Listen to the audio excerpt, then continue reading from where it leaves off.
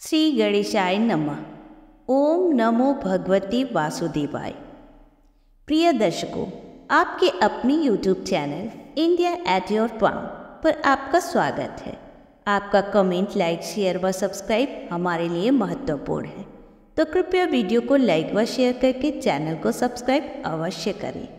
तो आइए सुनते हैं पुत्रदा एकादशी की कथा। धर्मराज युधिष्ठिर कहने लगे कि हे भगवान, आपने पौष माह के कृष्ण पक्ष की सफला एकादशी का महात्म्य बताकर बड़ी कृपा की है। कृपा करके अब आप मुझे पौष माह के शुक्ल पक्ष की एकादशी के विषय में बताइए। इस एकादशी का क्या नाम है तथा इसके व्रत का विधान क्या है? इस व्रत को करने से किस फल की प्राप्ति होती है और उसमें कौन से देवता का पूजन किया जाता है? यह सब विस्तार पूर्वक कहिए। युधिष्ठिर के आग्रह करने पर भक्त वत्सल भगवान श्री कृष्ण बोले, हे राजन, पौष माह के शुक्ल पक्ष में आने वाली इस एकादशी को पुत्रदा एकादशी कहा जाता है। इस व्रत में मेरे ही बाल गोपाल स्वरूप की पूजा की जाती है। इस संसार में पुत्रदा एकादशी के समान दूसरा कोई व्रत नहीं है। इस व्रत की पुण्य से मनुष्य की जन्म जन्मांतर के पापों का नाश हो जाता है। वह तपस्वी, विद्वान और लक्ष्मीवान होता है और मृत्यु के पश्चात उसे मोक्ष की प्राप्ति होती है। हे राजन, अब मैं आपको इसकी कथा सुनाता हूँ, अतः एकाग्रचित होकर सुनिए। सुकेतुमान नाम का राजा भद्रावती नगरी में राज्य करता था। उसकी स्त्री का नाम शैव्या था। उनकी कोई संतान नहीं थी। वे दोनों संतान विहीन होने के कारण सदैव चिंतित रहते थे।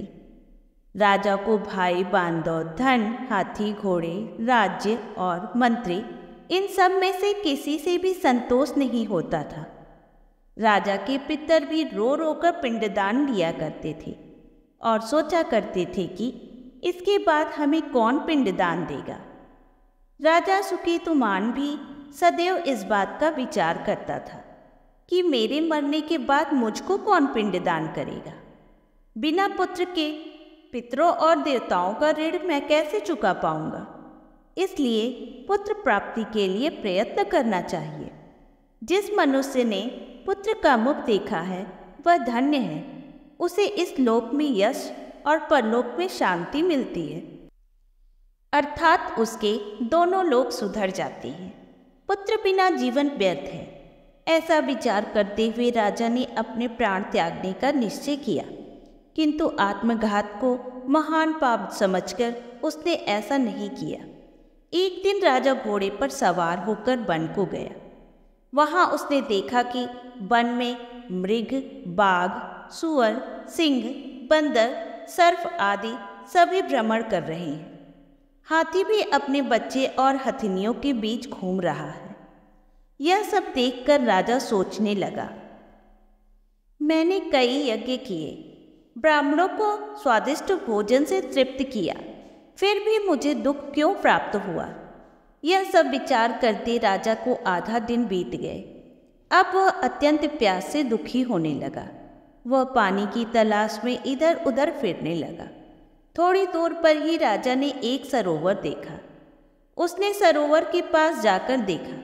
उस सरोवर में कमल के पुष्प खिले थे तथा सारस, हंस, मगरमच्छ आदि विहार कर रहे थे। उस सरोवर के चारों तरफ मुनियों के आश्रम थे।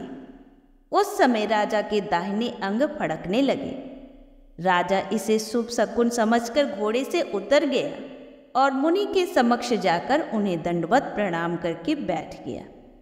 राजा को देखकर मुनियों ने कहा, हे राजन, हम तुमसे अत्यंत प्रसन्न हैं। कहो, तुम्हारी क्या इच्छा है? राजा ने हाथ जोड़कर विनय स्वर में पूछा, हे मुनिवर, आप लोग कौन हैं और यहाँ किस लिए आए हैं? मुनि कहने लगे, हे राजन, आज संतान देने वाली पुत्रदा एकादशी है। हम लोग विश्वदेव हैं और इस सरोवर में स्नान करने के लिए आए हैं। यह सुनकर राजा कहने लगा, हे मुनिवर, मैं संतान विहीन हूँ। यदि आप मुझसे प्रसन्न हैं तो एक पुत्र का वरदान दीजिए। मुनि बोले, हे राजन, आज पुत्रदा एकादशी है, अतः आप इस व्रत को नियम पूर्वक करें।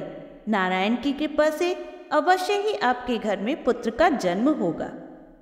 मुनि के ऐसे वचनों को सुनकर राजा ने मुनियों के साथ नियम पूर्वक एकादशी का व्रत पालन किया और द्वादशी को उसका पारण किया।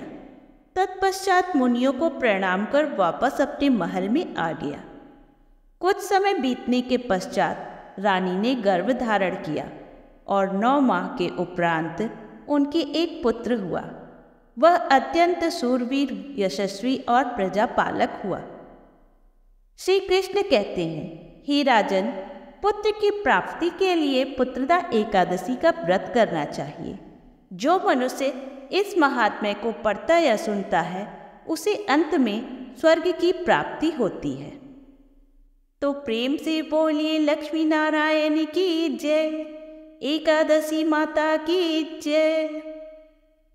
यदि आपको यह कथा अच्छी लगी हो तो वीडियो को लाइक करके ज़्यादा से ज़्यादा शेयर करें। यदि आप हमारे चैनल पर नए हैं तो चैनल को सब्सक्राइब अवश्य करें व नई वीडियो की जानकारी के लिए बेल आइकन प्रेस करें। धन्यवाद।